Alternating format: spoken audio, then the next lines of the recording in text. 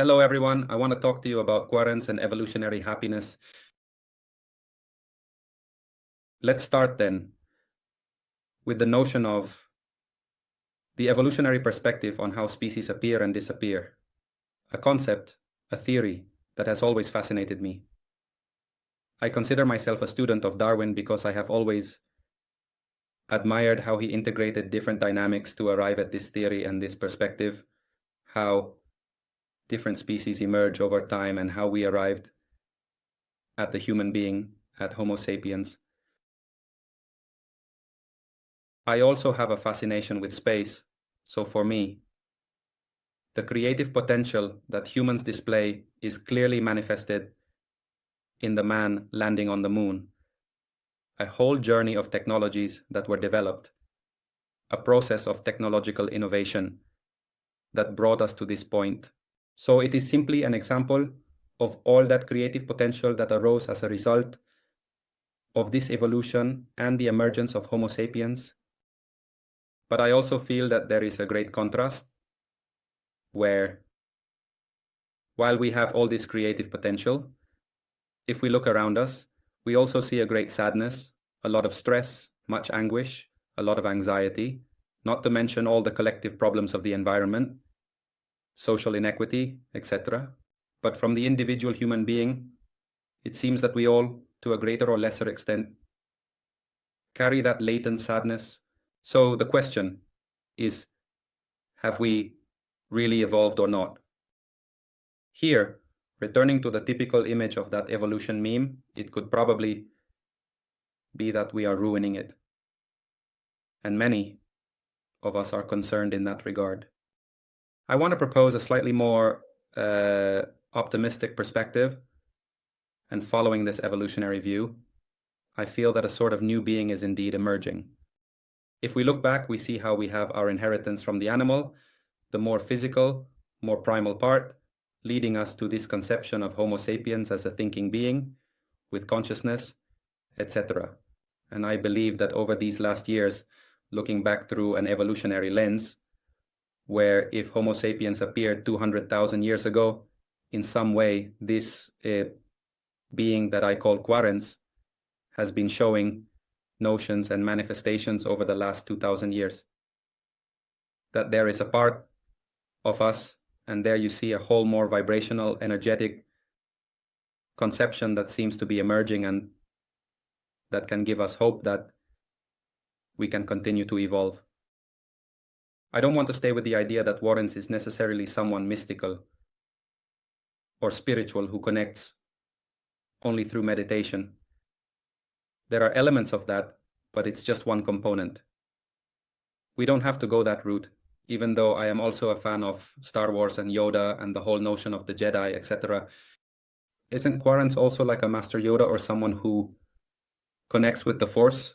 While I also believe that there are some elements of that, I want to connect it to something more everyday, which relates to the concept of forgiveness and happiness, where beyond all material goods, there is a latent happiness. And I experienced this very clearly several years ago when I went to India with friends, and for a few days we passed by a house that helped sick people. We volunteered for a few days. One morning, we went up to the terrace of this house, which is a 2-story house, to hang some sheets. One of the resident volunteers who led certain activities, 2001, accompanied us. And from the terrace, he saw in the corner down there a beggar completely hunched over, who seemed to be in very, very bad shape, lacking any material possessions, truly poor. But when the resident volunteer calls him by his name, this person stands up and a smile, a light appeared on his face, which for me was such a great contrast, as if to say there is something more, something that clearly goes beyond the material, beyond the ego. This person has a happiness that, well, serves as a trigger for me to see what lies behind that happiness. And it is the kind of happiness I want to plant as one that is closer to this being we call Cuorens in this evolutionary perspective, I use these drawings to approach and then describe certain physical situations with that body more driven by fire sapiens, with its thinking brain. And we will see why we use the heart as a reference point for the place of attention. The center for this being that is emerging, Cuorens. Now, while we are here, I want to convey that optimism of a quarantine that is emerging. We must also recognize that the reality today is that we live in negativity almost 24/7. We are constantly thinking, and unfortunately, most of those thoughts tend to be negative. From an evolutionary perspective, they have a reason for being because in the past, our chances of survival increased if we were more attentive to the tigers that could appear than to the rainbows. But the reality is that today, there are not as many tigers around, and more sensitivity has to do with the concerns we may have regarding our ego. Yes, regarding some physical issues, but that is much less. But our brains are super stimulated and with this negative inertia, so we need to see how we cope with this negativity. And here comes one of the first opportunities, one of the first choices that this evolutionary perspective presents. If we think about our characters of physical, sapiens, and quarantine, the reality is that when sapiens appears, sapiens is the one who first has the ability to choose over those physical instincts that we had, due to coming from the animal and being more primal. 1,000. Then sapiens can see that automatic instinct and decide whether to follow it or not. A basic example is that I may really like chocolate, and I may want to eat it because I instinctively have somewhat of an addiction to sugar. But sapiens can see that and say, I can eat 1 bar, but no more because it will make me feel bad. This has led to 1,000 examples, but it is meant to show how that capacity for choice appears. And if we project forward, Cuorens has that same capacity for choice regarding what we would believe to be automatic thoughts of sapiens.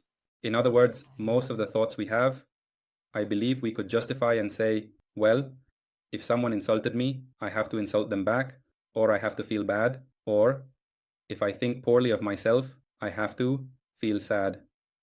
In short, there is a whole series of automatic reactions that we would say are justified. But let's see how, if we stop more at the place of 40, more centered in the heart, there is a possibility to choose in front of the same situation, what kind of thought or attitude we have towards that same situation.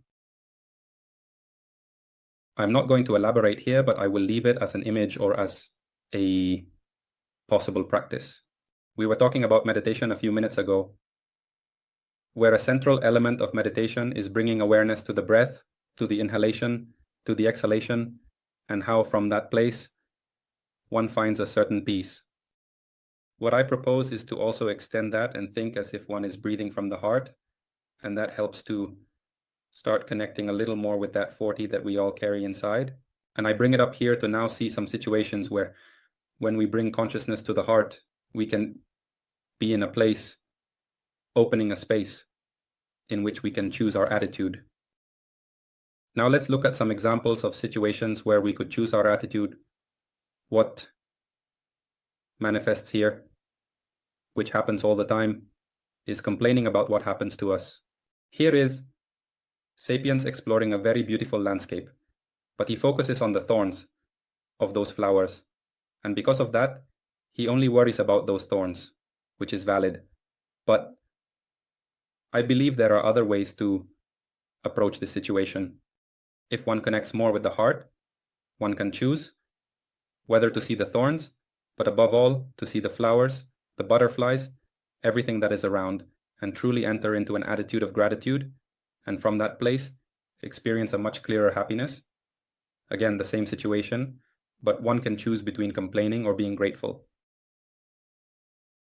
It can also happen to us in our relationships with others, where we typically fall into criticism, here criticizing this poor boy who seems unable to reach that apple, and simply criticizing for wanting to, thinking that he can do it. But if we connected with our heart and tried to see how we could encourage it, we might see that this person, although from a height perspective, would never reach that apple, has enough strength to shake that tree and make the apple fall. So again, faced with the same situation, as we move from criticism to encouraging the person, And from a temporary perspective, we also find ourselves constantly projecting possible negative scenarios. This is fine to a certain extent to foresee certain things, but we are always waiting for storms, which is quite overwhelming. So we also have the opportunity to choose a certain optimism. There may still be a possible storm, but we can also see that there are suns that may be waiting for us in the days to come. So back to it. These are just some examples of how one goes from the most typical negative attitude to a more positive attitude. And above all, to emphasize that there is indeed that possibility or option to choose what attitude one takes in certain situations, use and.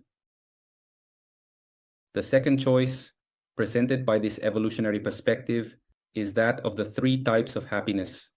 And if we think about each of these aspects of our being, we see that the body typically chooses. It has to be choosing between the pleasure and the pain that it feels, obviously seeking pleasure and avoiding pain, but focused on how and what their body experiences. Something similar happens with our ego, where pleasure and pain are related to the validation that our ego receives. If we are being praised or highlighted for something good we did, we feel good. If we are being criticized or pointed out for some flaw and we feel bad, we are constantly trying to defend our ego and seek the pleasure of validation while avoiding the pain of criticism.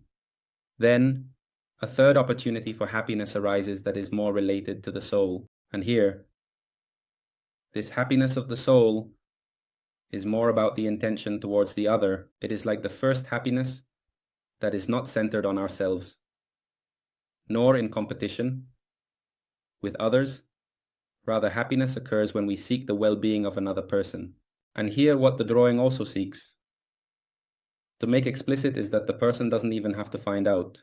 There is like a loving law, and just by wanting to wish well for the other, in addition to being able to accompany it with actions and so on, something happens in our soul as if it expands and then becomes happy simply by seeking that happiness for the other person. Before we would see that person smile, or the story of that person who seemed to have nothing materially, yet still possesses a great inner happiness. Another example for me is when one offers oneself to another. One does it, yes, with the expectation that the other person will be happy.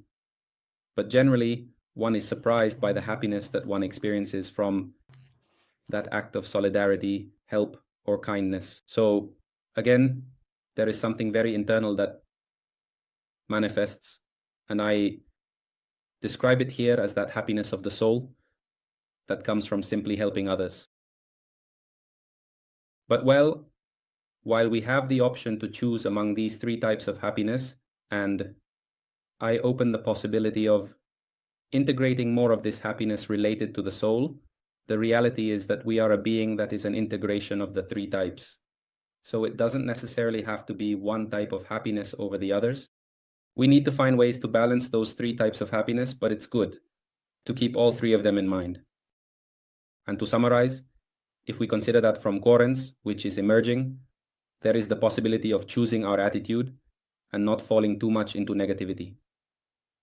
We could also think of it as an unnecessary unhappiness in many cases. We can choose that attitude. And we can also choose among our three types of happiness, that happiness which is more related to the soul. And if we exercise those two choices, I think we are doing well.